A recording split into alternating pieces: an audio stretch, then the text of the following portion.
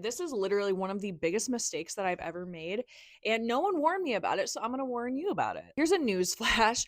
Not all executives are the same. I know, shocker, but you could be at the same company and two executives will be completely different types of communication, completely different ways that they work, completely different personalities overall. That is a huge mistake that some people make is they assume that every single executive is going to be the same. So they maybe leave one company or they leave one executive and they start with a new executive and they're treating this new executive like their previous one. That's just a recipe for failure with anything. No two people are the same. So that is why, especially with starting with an executive, you do have to tailor the way that you support them per executive. And that is why you have to know the specific questions to ask them when you're new, because you can learn more about their communication styles, their personality, their preferences, how they want communication.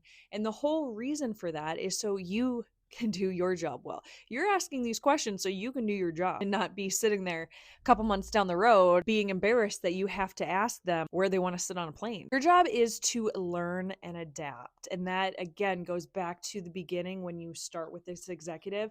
You'd have to ask specific questions. It'll help you gain insight into how they work on a day-to-day basis, how they like to be communicated with, how they like their meetings, how they like travel being booked. And here's another thing. When you do this early on, you're also building trust with that executive. It goes back to when I talk about building foundation. When you are asking them these questions when you're first starting at a job or you're first starting with them, you're learning all of their preferences and you are able to adapt a lot faster. By doing so, you learn their preferences, you're able to maybe think ahead, you're able to be a little more proactive because you learned all of this stuff from the beginning.